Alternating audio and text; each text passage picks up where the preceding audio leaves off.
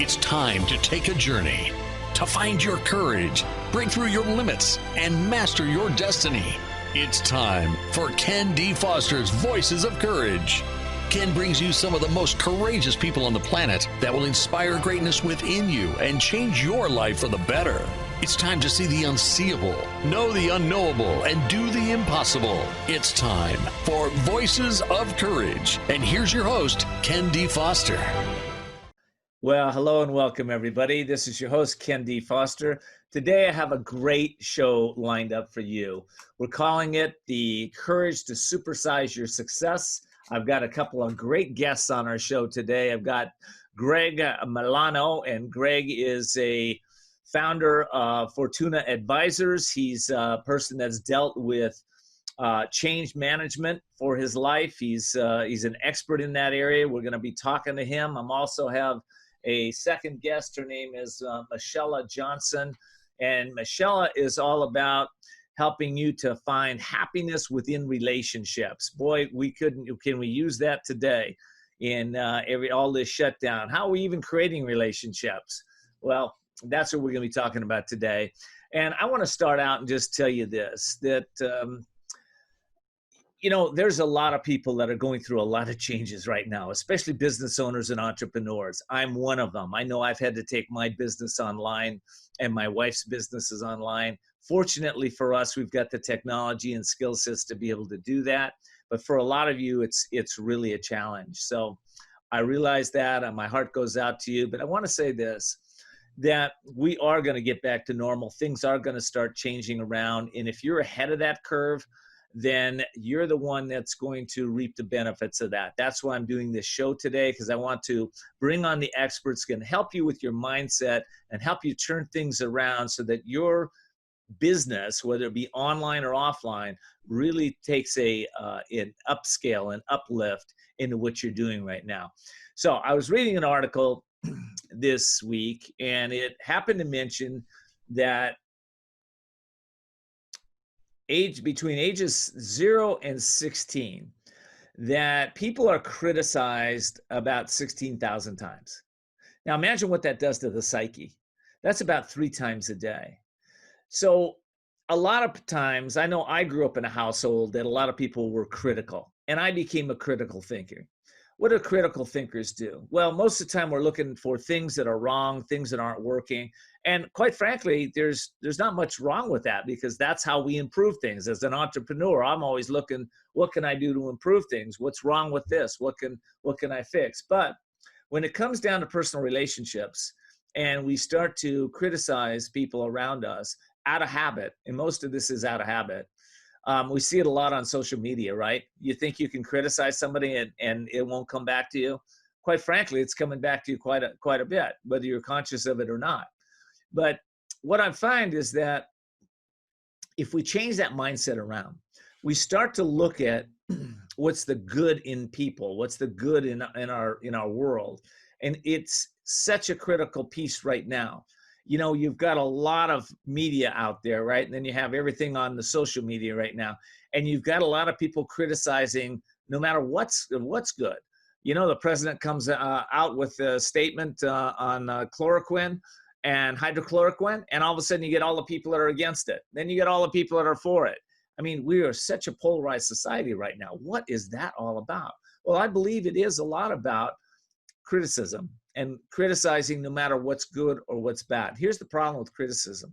When you're in that place and you're really looking for what's wrong and you're polarized in one direction or another, what's going on is you're not tuning into your inner wisdom.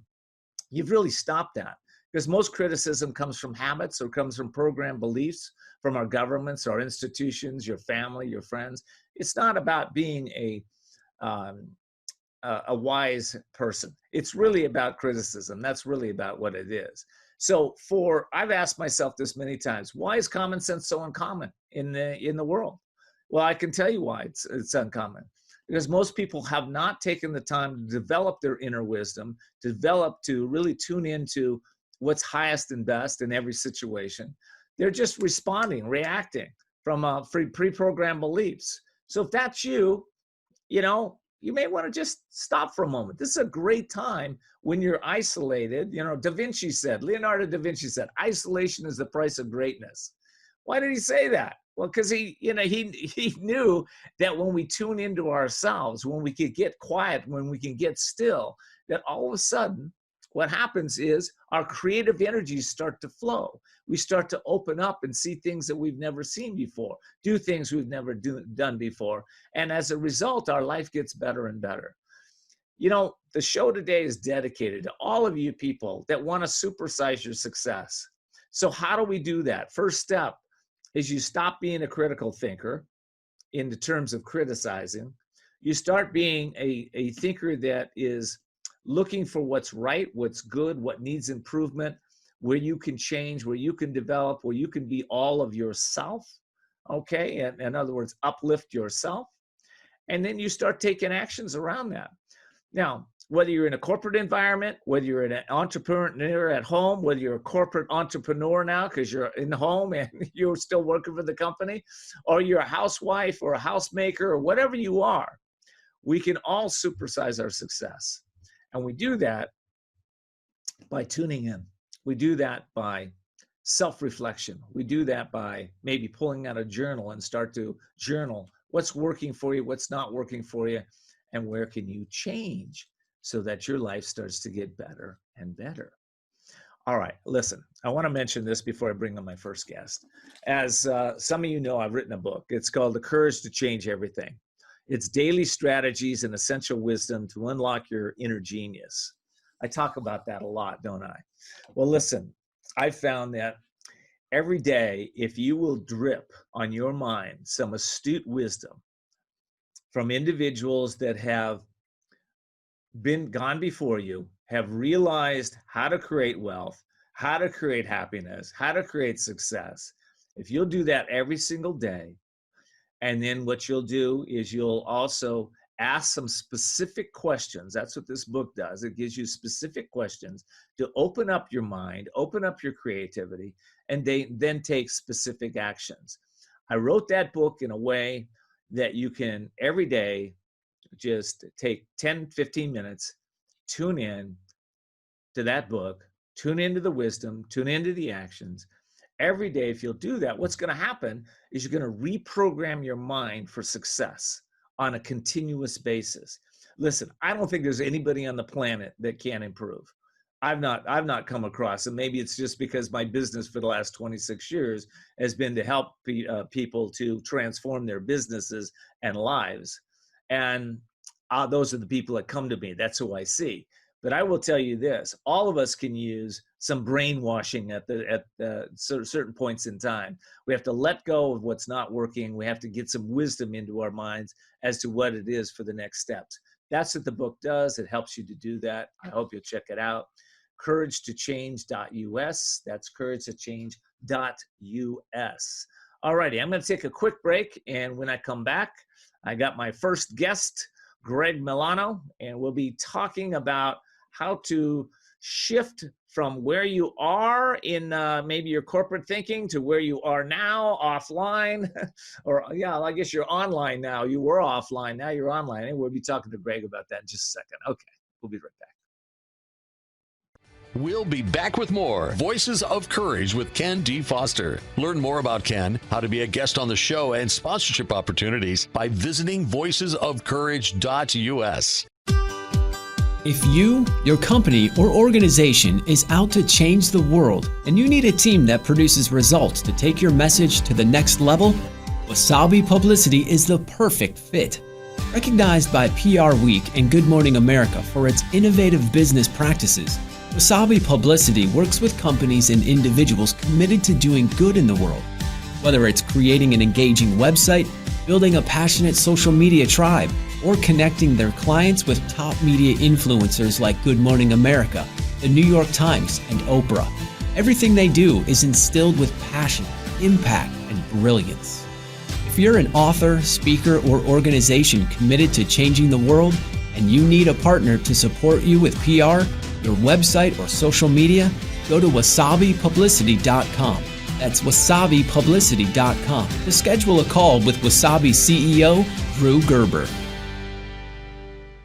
We're back with Voices of Courage. And now your host, Ken D. Foster. Well, welcome back, everybody. This is Ken D. Foster, and our show today is called The Courage to Supersize Success. By the way, if you are enjoying the great content on Voices of Courage, then I encourage you to check out a couple of my affiliates, UK Health Radio and E360 TV and Talk Radio New York City. All three networks are dedicated to empowering you to uplift your problems, solve them, actually, uplift your spirit, maybe become the best version of yourself. Hope you'll check them out at ukhealthradio.com, talkradionewyorkcity.com, and e360tv.com. All righty. My guest is in studio, and he is waiting patiently. Thank you for waiting, Greg. Welcome to the show. Thank you. It's good to be here. Well, listen, Greg's the founder and chief executive officer of Fortuna Advisors. He's a leading expert in capital allocation, behavioral finance, and incentive compensation. Greg is on the editorial board of the Journal of Applied Corporate Finance. He has published hundreds of industry articles and has appeared as a corporate finance thought leader on dozens of national broadcast outlets, including the Sunday Times, Sunday Business, and Financial Times, CNBC, Bloomberg, and Sky Business News. Greg, welcome to the show. Thank you. Greg, you're an expert in working with corporate owners, CEOs, leaders in organizations. I know one of your messages is to talk to people about being more like a business owner instead of just an employee. And whether you're the CEO working for somebody or you're the person at the bottom working for somebody, how important is that in today's market? It's unbelievably important, Ken. And I think when you look at an individual leader, you can look at their legal status with the company. They're an employee or they're an owner. But separately, you can look at how they behave. And some people behave like employees with a very short-term view.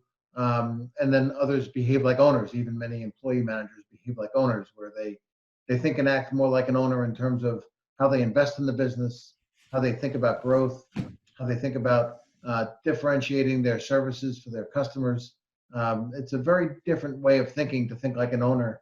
And most of our work these days at Fortuna Advisors is to help companies transform the way they manage so that managers, whether they are owners or not, think and act more long-term. Well, I can tell you when I was in the corporate world, I was a stockbroker for years. And when I started thinking as a business owner, all of a sudden I got promoted and I started managing other brokers. And then I got promoted again because I started to look out for the company. Is that what we're talking about here? Well, we are, but even many that get promoted, especially these days in large corporations, sometimes they've just learned how to play the game better. They haven't really improved or changed their game. All of this started with about 20 years ago. I started realizing that a number of my clients were underinvesting in their business. They weren't investing enough in capacity. They weren't investing enough in innovation and differentiation. They weren't investing enough in building brands and things that have long-term sustainable value. They were very focused on next quarter's performance. And in order to change people's behavior, you have to do more than just ask them to think longer term. You have to change the way they're measured. You have to change the way they plan. The basic ways somebody operates their business tend to lead to the behavior they get from the managers all around them. And you find that if you focus on the behavior rather than just telling people what to do, you can shape people in a way that they really do think longer term and make much better decisions. So does that start with working with the organization's mission and values? Where do you start with that? Well, I mean, my background is finance, so we actually start by trying to prove to people that their financial performance is not really being optimized, and then we back up to how do you go about changing that. But more and more these days, we do wind up focusing on the mission, the values, and the real purpose of the organization.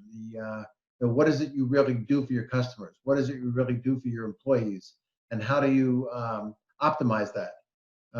I think the unfortunate thing that many who, like me, have a finance background are guilty of is thinking that it's all about dollars and cents. And even if you feel that it's eventually all about dollars and cents, the way to get there is to start out thinking about things like satisfaction and differentiation and how you make what you're doing more meaningful and more unique to your customers.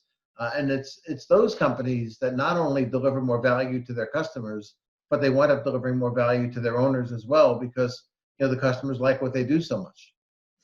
An article came across my desk here yesterday where it was from an employee, and she was raving about her company. Her company had invested, given everybody in the company a $700 check over and above the stimulus. They had been advising everybody ongoing with communication as to what's happening. They basically kept everybody on. These are the greatest assets we have. Do you have any stories like that about people are shifting now online with the way that they're dealing with their employees, they're treating their companies? Yeah, I think for the companies that can do it, that have been able to transition to their employees working online from home and still being able to be productive, many service-oriented businesses and software businesses and others have been able to do that pretty seamlessly. I think they're finding a couple of things. One is people generally like it more. They like the freedom it gives them. They like the time, the better work-life balance they're able to construct when they eliminate their commute and other things. They're finding that because of that, people are more not just more productive, but more attentive. When they switch on, they're really on, and when they switch off, they're really off. And so I think there are benefits there. I think that the problems come in for anybody in a business that involves manufacturing or involves retail or some sort of a required presence where people are going to be together. I think those are the businesses that face the biggest challenges because it isn't as easy to see how they need to change their business model in this new environment. But I think everybody faces some challenges with what's going on now, but I think those businesses face the biggest challenges, and some of them that I speak to still aren't really quite sure what they're going to do to try to deal with it. That's good. Well, you have a lot of expertise in working with these businesses. A lot of them have faced a lot of different challenges. You're right. Which ones are going to succeed, do you think? Which ones are going to have the most success? It will obviously, vary by industry, but I think within each industry, each type of business, the people that are trying to architect the future while they deal with the current problem. They're trying to say, okay, we're going to deal with it this way, but at the same time, we're going to be thinking about exactly what our new form is going to be going forward, are the ones that are going to be most successful. The ones that are so caught up in firefighting, which we all are to a degree, but the ones that are so caught up in firefighting that they can't think beyond next week or next month are going to have the biggest problem because their competitors are going to find a business model that works better in this new paradigm, and they're still going to be dealing with the old paradigm and fighting fires, and they're going to lose ground. So what I'm hearing you say is your recommendation might be for businesses to put their teams together and start creating the vision of the future, what the new vision of the future looks like. Is that what I'm hearing? That's right. Okay. When most companies, you say, get it wrong when allocating investment resources across their businesses. Can you start to talk a little bit about that? We might have to take a break, but let's get into that a little bit. Okay, well, let me just give you a high-level rationale for it. If you think about a good, successful investor like Warren Buffett, let's say, Warren Buffett likes to buy shares of companies he believes are going to be successful and go up in value, and he sells shares of companies or avoids buying shares of companies that he thinks are going to be flat or go down in value.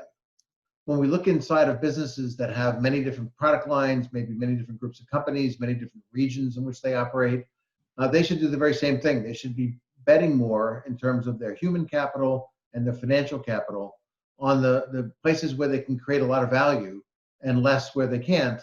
But unfortunately, when you walk into most companies and you look at what they're doing, they're just smearing the resources, whether it's humans or financial capital, across the organization without enough differentiation. They don't really identify where they're creating value and where they're not with enough clarity to be able to really allocate those resources optimally. Okay, I like that. Well, listen, I got to take a quick break. And when we come back, let's dive into maybe the framework of evaluating creative opportunities in organizations. We'll be right back. We'll be back with more Voices of Courage with Ken D. Foster. Learn more about Ken, how to be a guest on the show, and sponsorship opportunities by visiting voicesofcourage.us. Are you feeling stuck or in a holding pattern with your business or life, and you're not doing the things you want or love? Then at some point, you're going to be faced with a decision. You'll either choose to keep living in your comfort zone and risk a life of mediocrity, or increase your courage, step into your power, and forge into the unknown, where everything new becomes possible. If you're truly ready to live masterfully, then you need Ken D. Foster's newest book, The Courage to Change Everything: Strategies and Wisdom to Transform Your Life One Day at a Time. This powerful but simple guide provides you with 365 days of life-transforming wisdom, profound questions, and action steps that will increase your strength and open the doors to success. Stop wondering why your business or life isn't working. The answers are available now. Imagine if you had more courage or another chance to start following your dreams. To pick up your copy of The Courage to Change Everything, visit thecouragetochangeeverything.com. That's thecouragetochangeeverything.com. We're back with Voices of Courage. And now your host, Ken D. Foster. Well, welcome back, everybody. This is your host, Ken D. Foster. We're talking to Greg Milano. And before I get back to Greg, I want to just give a shout out for one of my sponsors here. They're called Women's Wisdom. They're an online organization. They support women entrepreneurs to grow their businesses and grow their lives. And you can find them at womenswisdom.net, womenswisdom.net. So if you are a women entrepreneur and you are looking for a group of successful entrepreneurs, I recommend this to you. They bring in celebrity speakers every couple of weeks to help you to understand the principles of growing your business. And then they also have networking events online. So I hope you'll check them out, womenswisdom.net. We'll be back with more Voices of Courage with Ken D. Foster. Learn more about Ken, how to be a guest on the show, and sponsorship opportunities by visiting voicesofcourage.us. We're back with Voices of Courage. And now your host, Ken D. Foster. Well, welcome back to Voices of Courage. Today our show is called The Courage to Supersize Success. I'm your host, Ken D. Foster. And before I get back to my guest, I'd like to give a shout out to one of our sponsors. It's Women's Wisdom. And Women's Wisdom is an organization that helps women business owners to grow their businesses and grow their lives. They have online events every 2 weeks where they bring in celebrity speakers and help you to grow your business and, again, grow your life if you're a woman entrepreneur. So I hope you check them out at womenswisdom.net. That's womenswisdom.net. Truly want to thank you for tuning in, and I appreciate you letting your friends and family know and associates know about our show. All the replays are available at voicesofcourage.us, voicesofcourage.us.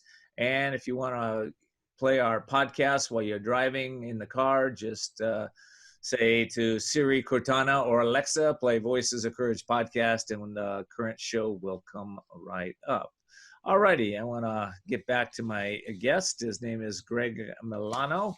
He is the Chief Executive Officer and founder of Fortuna Advisors. And Greg has nearly 30 years experience in management consulting. We're talking about possibly working with individuals, Greg, that, or how do you work with individuals that are trying to kind of shift in this environment, open up their creativity? How do you set a framework around that in the businesses that you work with? What we find is there are a number of things that need to change if you want people's behavior to shift to get them to really think and act like owners. And it affects the way you pay them, the way incentive compensation is delivered, the way you measure them for those incentives, the way they plan, the way they budget, the way they allocate resources, all of the basic business management processes in a company are geared far too much toward developing a plan and then measuring variances against that plan. And if you think about it, when you just consider that framework, why would anybody ever plan for success when they know they're going to be measured against the plan? They're going to plan for what financial people call sandbagged plans, right? They're going to reduce their outlook so that the goals are easier. And it doesn't really matter if you perform, it just matters that you beat what you said you were going to do. So you may as well say you're going to do something soft. And then, of course, the boss that reviews the plan, or if you are the boss, then like a compensation committee of a board of directors that reviews the plan, will then come back and say, well, we don't believe that plan. We think that you can do much better than that. And it creates this adversarial negotiation environment where people are just not that focused on really trying to deliver as much as they can.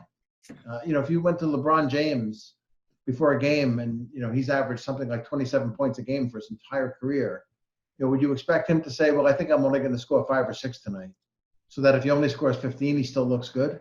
I mean, he would never do that. He's never going to try to convince you that he's going to have a bad night so that he looks good relative to that expectation. But that's exactly what we're doing inside every company, and it leads to very bad behavior. It leads to divisive negotiations and debates and a lack of trust.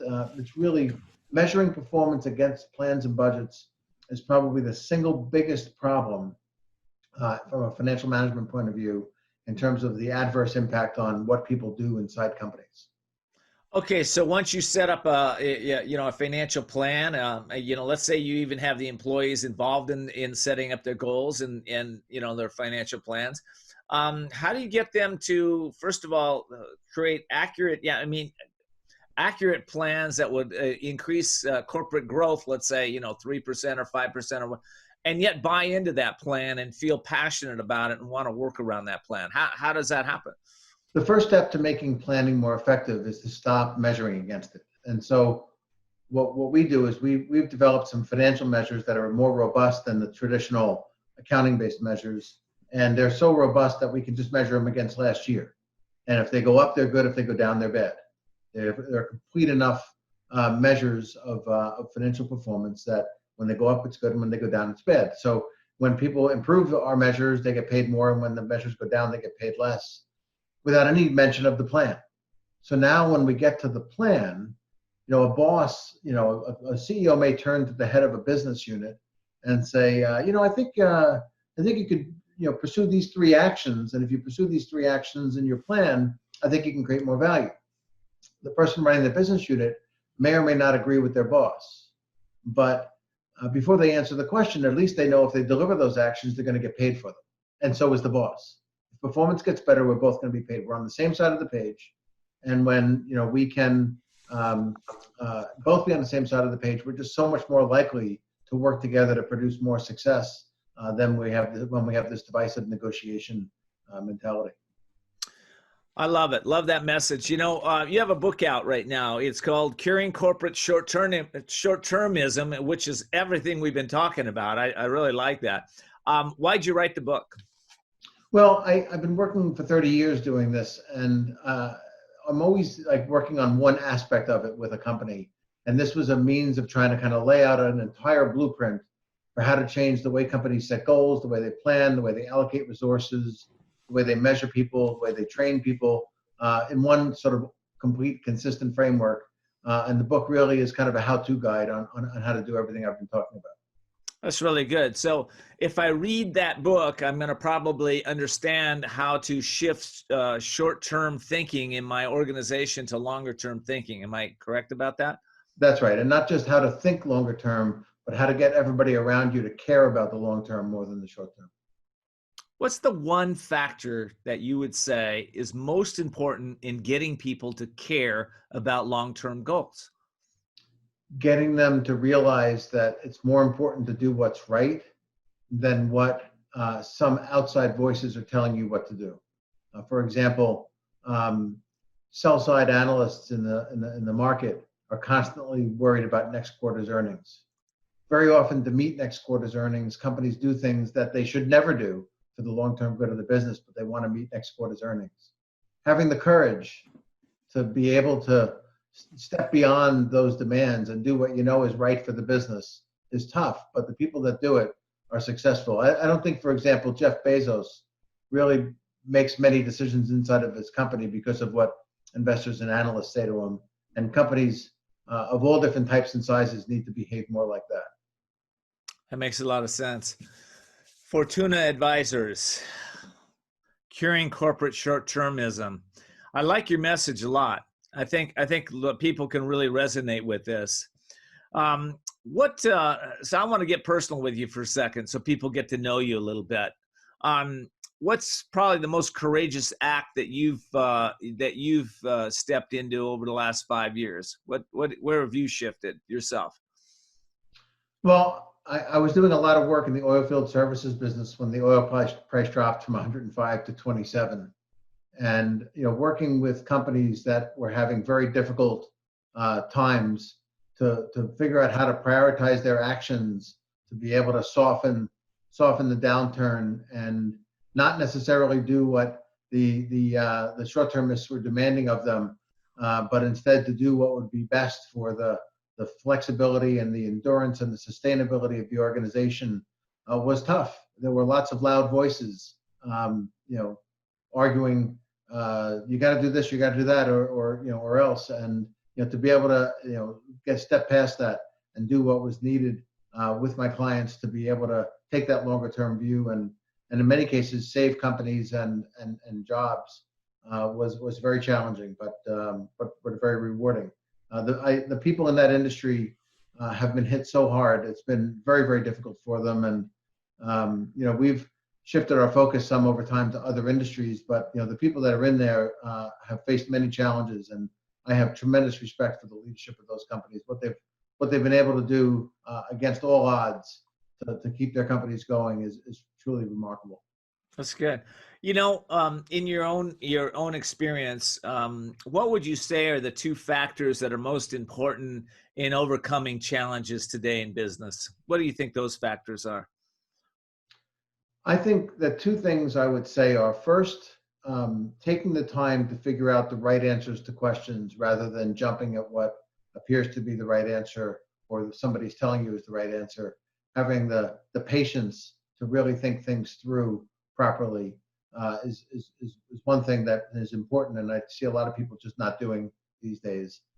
And the second thing is recognizing the value of the people in the organization and being transparent with them, being clear with them, providing a vision, providing an idea of the purpose of the organization, something that they can latch onto and rally around and have clarity on how they should think and act in their own daily lives to try and promote the success of the organization. As I said before, I think too many people, especially people with financial backgrounds, think way too much about short-term dollars and cents, and they wind up with less dollars and cents because they don't really think about the people that are going to create the success for them.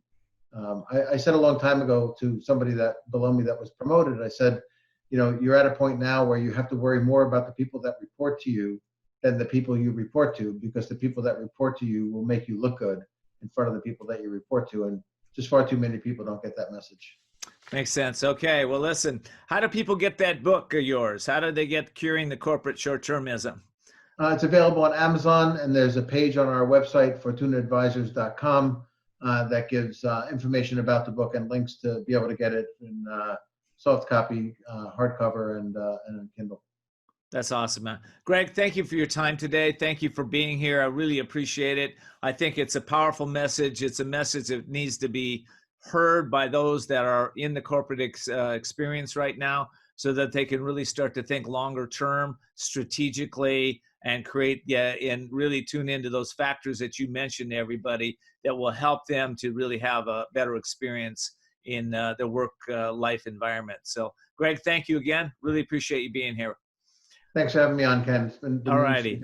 Well, listen, I got to take a break, and when I come back, I'm going to introduce Michaela Renee Johnson. She's an award-winning author, and she's a psychotherapist, and she's the host of the top iTunes podcast, Be You Find Happy. I love it. Okay, we're going to take a break. We'll be right back. We'll be back with more Voices of Courage with Ken D. Foster. Learn more about Ken, how to be a guest on the show, and sponsorship opportunities by visiting voicesofcourage.us. You have the potential for a more rewarding life, a life that matters. But how do you get there? The answer is in Ken D. Foster's best-selling book, The Courage to Change Everything. Daily strategies and essential wisdom to awaken your inner genius. With this powerful 365-day guide, your future is in your hands. Imagine what your life could be like if you had at your fingertips the success principles to create the life you've always wanted. Are you ready to live your dream? Go to couragetochange.us. That's couragetochange.us. We're back with Voices of Courage. And now your host, Ken D. Foster. Well, welcome back, everybody. This is your host, Ken D. Foster. Today, our show is called The Courage to Supersize Your Success. And I have an amazing guest coming in the studio right now. Her name is Michaela Renee Johnson. She is an award-winning author, licensed psychotherapist, and host of the top iTunes podcast, Be You, Find Happy, which encourages people to speak their truth with grace and live a courageous life of authenticity. Hey, Michaela, Hi. welcome. Thank you. I'm so happy to be here. Wow, where are you calling in from? Where are you at now? Sunny Northern California. It's very hot here today. Oh, okay. Yeah. Well, I used to live in Sacramento area for a while and traveled all around up in Northern California. So part of my area was a financial service manager in the Bank of America system. So I had about 300 branches underneath me. So travel all around there. What part of Northern California in? I'm in the foothills, so I'm sure you're familiar with where James Marshall discovered gold. Oh, yeah. Yeah. Very nice. Okay, that's a beautiful area up there. It really is. All right, I'm excited to talk to you. You know, you got a lot going on. You're an avid adventurer. You've been traveling for over 20 years. You're a self-proclaimed boohoo mom. What's a boohoo mom? It's a boho mom. Boho. See, I'm dating myself, man. Go ahead. What's a boho mom? It's basically short for bohemian, so it means that I kind of take a sort of hippie approach to how I raise my son and how I live my life. So we grow our food, we catch our fish, we raise chickens. Now that's like the popular thing, but it wasn't when I started doing it. That's funny. Yeah, I have one of my daughters would be right with you, and my sister's that way too. They ranch several hundred acres, and my daughter loves to raise her chickens and her goats and her food, and she's into it. It's awesome. I love it. It's fabulous. Yeah. So it's all about experiential learning and kind of just exploring the world with your hands and toes in the dirt, you know? Yeah, I get it. Hey, listen, let's talk about you. Let's talk about, first of all, you know, you started this podcast. It's very popular. Why do you think that's so popular today? And you know, what's funny is if somebody had told me, my friend really pushed me to start this, and if somebody had told me that it was going to do what it was going to do, I wouldn't have believed it myself. But it's really incredible that I had started kind of using the hashtag #BeYouFindHappy about 6 years ago on Instagram, and people really gravitated towards this idea of living courageously and authentically. And I started to realize that people wanted more happiness. And as a psychotherapist, I was seeing it a lot in my practice. You know, people just really wanted some tangible tips and tricks and tools to live happier now. And so that's kind of how the whole thing started. And it's just gone so much bigger than I ever could have imagined. That is so great. Well, congratulations on all the success on that. And, you know, I read an article yesterday, I think my wife sent it to me, that said the suicide rate has gone up by 80% in the last 30 days. People are not happy, all right? What's going on out there? What's happening? I've been saying for some time that I'm far more afraid of the psychological impacts of not socializing and, you know, those sorts of behaviors that we're encouraging people to do than I am of any virus that's naturally occurring in nature. Because I've seen it firsthand. I've seen firsthand what can happen when people are removed from their support groups. And as much as Zoom has been a great tool, FaceTime's been a fantastic tool, it is not the same as physical touch. It's not the same as physical connection, energetic connection that happens when people are sharing the same space together. As a psychotherapist, even moving my practice onto Zoom for a period of time out of respect for my social responsibility, it was not the same as being face-to-face in a room with people. And that's not to say that telehealth can't be a great choice for people, but the long-term sustainability of humans not connecting as a social being is not a good idea. So I can definitely believe that that number is probably accurate.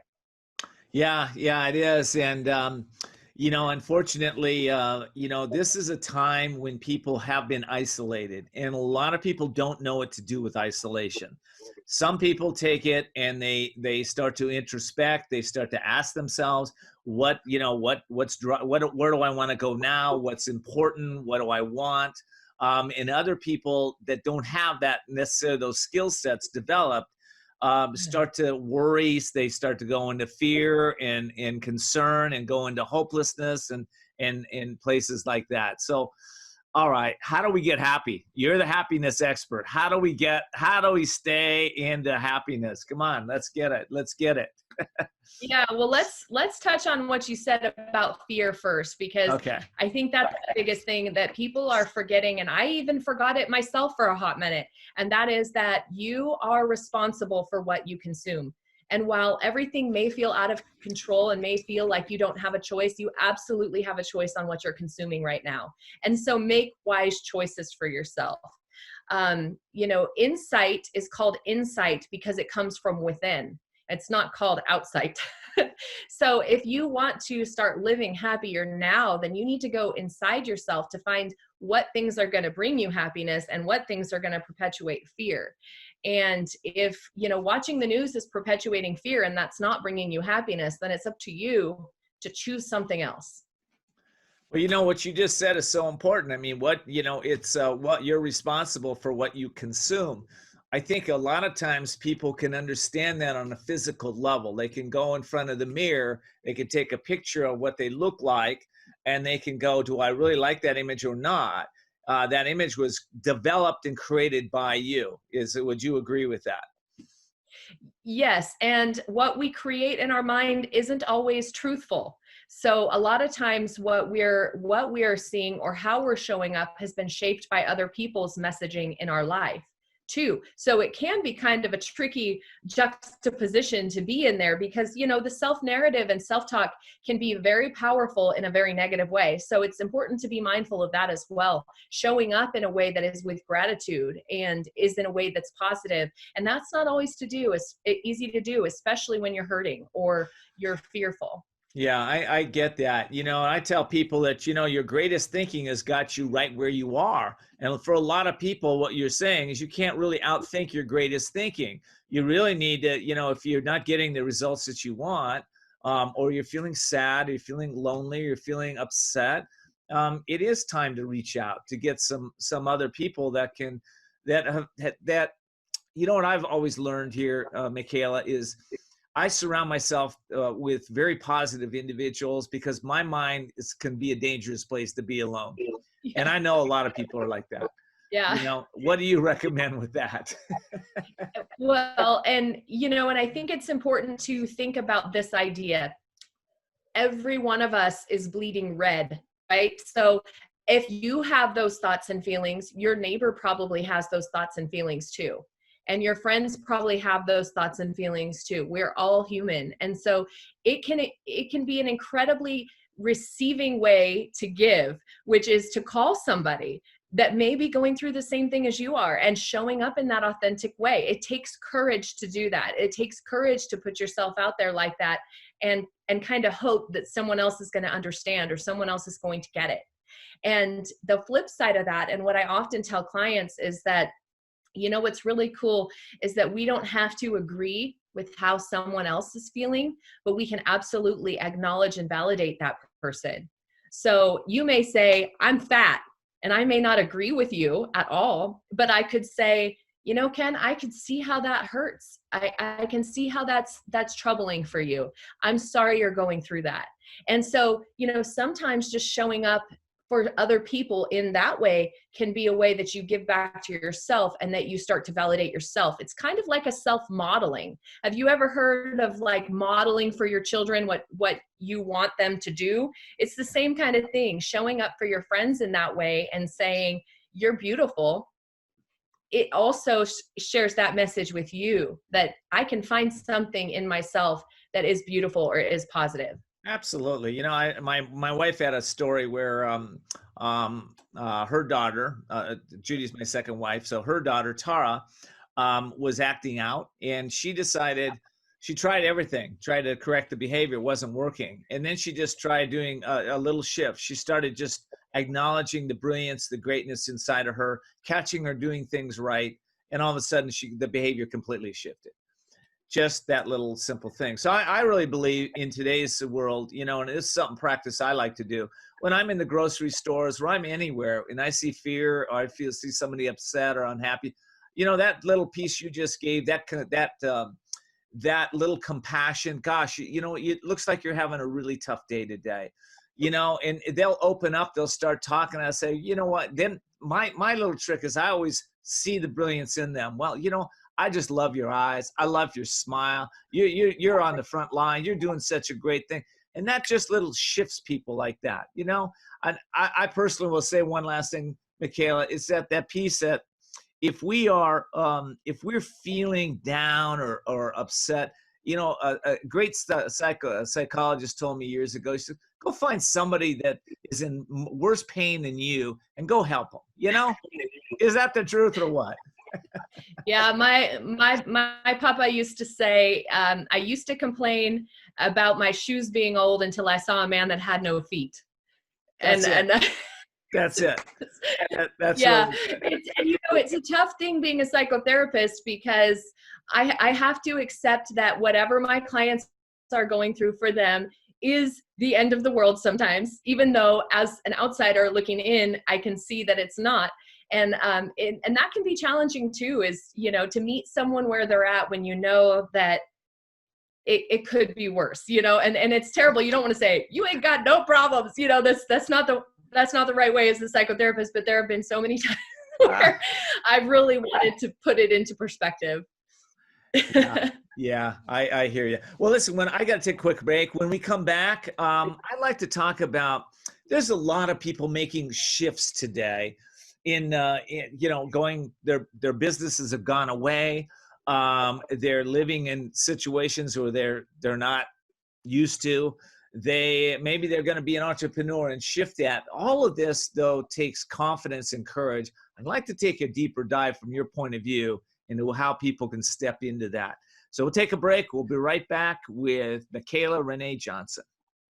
We'll be back with more Voices of Courage with Ken D. Foster. Learn more about Ken, how to be a guest on the show, and sponsorship opportunities by visiting voicesofcourage.us. If you're an author, speaker, or organization committed to changing the world and you need a partner to support you with PR, your website, or social media, Wasabi Publicity is the perfect fit. Wasabi Publicity works with companies and individuals committed to doing good in the world. Everything they do is instilled with passion, impact, and brilliance. Go to wasabipublicity.com.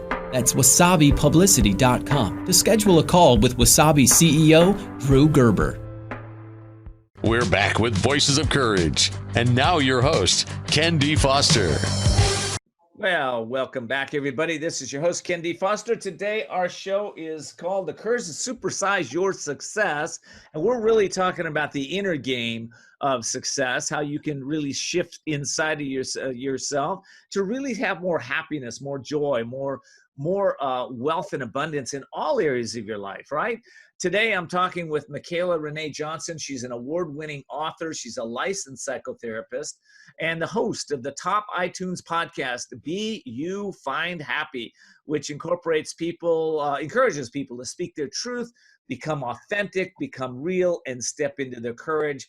Michaela, it's so great to have you here. You know, I just love our talk right now because I think there's a lot of people that can benefit from this. So let's take a deeper dive into courage and into confidence. How do people dive into that deeper when they're looking at the world and maybe they're in that fearful mindset? They see everything as kind of gray and dark and, oh my gosh, how do you find the courage to get out of that and step into the brilliance that is you?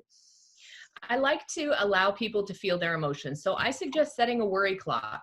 Stress out for 10 minutes, set a worry clock. And then after that clock timer is done, now it's time for you to take some action. And the other thing is, a lot of the things that you're worried about right now in this moment are not going to exist in a couple of years. So, if you look at it like that, it's temporary, and we can get through most temporary things. I tell anybody, I can run 3 miles, no problem. It's the 34 that worry me. So if you look at it as a temporary situation, then you can really put some rational thought into it and say, what am I being irrational about? What am I being rational about? And how can I take some logical action towards changing my life? Now, how does that apply to confidence? When we start to become in control of our life and empowered by our choices, we become more confident. And we start to realize that we have everything that we need within to do what we want to do, and we need less validation from others. We talked about validation before the break. And so that's a really empowering way to live. When you start to realize you can take positive action in your life and see results, then you start to become more confident. You start to believe in yourself.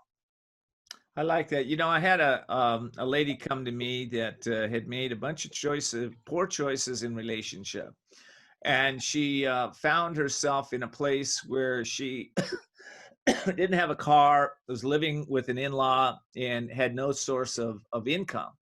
And so how does somebody like that, okay, who realizes they've made a bunch of choices that are wrong, how do they find the courage to step back in? I'm sure you've had a lot of clients come to you with similar circumstances.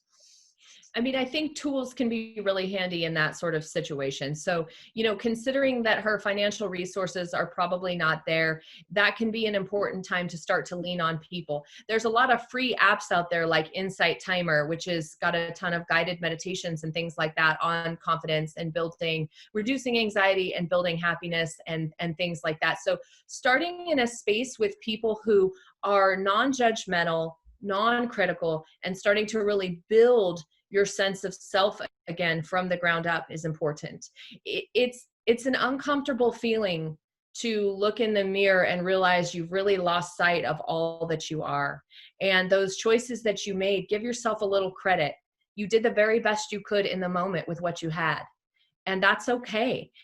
And everything that didn't work out for you before, you get to take with you, and not in a bad way. That becomes the building blocks and the foundation of all the things you're going to do in the future and all of the choices that you're going to make differently. So everything that's in our path is beautiful in some way or another. And even living in a car can be a beautiful thing in that moment, like recognizing that you made choices that you may or may not have enjoyed that got you to where you are, and now you want something different. That first step of recognizing that now you want something different is you being you. It's you tapping inside and saying, I'm ready. Well, people will hear that and go, you mean living in a car? I'm supposed to be okay with that? But I love your point. I'll give you a story. Neil Donald Walsh, who wrote the book Conversations with God that sold millions and millions of copies, was right at that place. He was in a car, unemployed, nothing going on in his life. And that's when the insights came to him to write that book. Yeah. So, well, your point is well taken. And what your point is that it doesn't matter where we are, there are lessons here to learn. And, life, I'll just put my 2 cents. Life is a big school. We're all here learning, we're growing, we're evolving. And so no matter where you are, it may feel like crap because anybody that's been successful has been in those places many times. And we learn how to fail forward by looking at what worked, what didn't work, and where we can improve upon. I love your message, Michaela. Let's talk about kids. Let me switch the gear. Just to go ahead. Pull that in. I grew up in a 27-foot fifth wheel with no running water and no electricity. There you go. So I can kind of relate. And granted, now that's like the cool thing, hashtag van life. But it certainly wasn't when I was 12. But I learned a lot from that experience. And I think that it's an important acknowledgement that that's not the end of our journey. That's the start of our success. I love that. And yeah, it's the start of our success if we learn from it. And I was just thinking, as you're saying it, it's like, if you're listening to this and you're thinking, wow, my life is not working the way I want. I've just shifted everything, the TV is on. They're telling me the world's falling apart. I'm going to wear masks the rest of my life. And the stock market's crashing and the world is ending. It's like, we don't focus on those things. In fact, we turn off all that stuff and we start to tune into who am I at my core and how powerful are we? I don't know if we can even go there when we're in that place, but you get it. How do you tell when the people are in that place, like what's the first step they can do? Honestly, I think that this is the best time to learn, and how we learn is from people who have been there and done that. And I think that could be a great tool. I mean, I love to say that I'm an ever learner. I definitely don't have it figured out. And I've been branded as the happiness expert. So people think I'm supposed to be happy all the time and have everything on lock and figured out. And, I like to say, no, the beauty of it is that happiness is a constant reset. It's not something that we go, oh, nailed it, done. It's really a process. And there's always something or someone in life that is trying to threaten our happy factor. And the beautiful thing about that is we would never know true happiness without having true loss, without having true pain. The polars, the contrasts is what creates it. That's it. And then eventually once we understand the polarization of that, we can start to transcend that and to learn how to have more of a even keel in our lives. I think a lot of times we learn from the dramas. I know I sure have in my life. And, yeah, right. So, wow. Now, listen, do you have a book out there? Are you writing a book, Michaela? Do you have a book yet? I do. I have quite a few. One of them is a memoir, Teetering on Disaster, about growing up with no electricity and no running water and all that I learned in that experience. And then the newest one, due out June 9th, is called Empowered, a motivational journal for women. And it's really amazing. I'm so excited about it. It encourages women to start to live their authentic life, speak their truth with grace. And it's going to be really powerful. That is awesome. Where can we get that? So it's available everywhere the books are sold. Obviously, Amazon's probably the easiest, but IndieBound, Barnes & Noble, all those great places. Wow. Empowered, a motivational journal for women. Journal for women. So are people, is this a journal? Are they journaling? It actually is. So how I designed this journal is that it's gonna encourage, it's gonna feel a little uncomfortable at times. But if you show up every day, you'll start slaying your dreams. It encourages women to go within and really kind of pull out some of that yuck and the narrative that they've been living and perpetuating and explore who they really are when they're not listening to everybody else. That's and really good. It's a lot of fun, creative prompts. You're looking at the stars, you're pulling out art, pens and paint, and it's a good time. That's awesome. Okay, Michaela, listen, this show is on 9 networks. We're in 240 stations. We are in 165 countries. You now have the message to the world. What is your message to the world right now? It's exactly what I've said before, which is you're exactly where you're supposed to be right now. That's it. You're exactly where you're supposed to be, and you're doing the very best you can, and I know that about you. It's a message of acceptance, of going within and allowing yourself to be where you are, be present. I love that. Michaela, I just love having you on this show. Your energy, your enthusiasm, what you're all about. I got to have you back. I hope you'll come back with me. Oh, thank you so much for having me, Ken. I just love chatting with you. It's a great day. That's great. And I hope you can stay on for 1 minute while I close the show here, because I'd love to connect with you for a minute. Sure.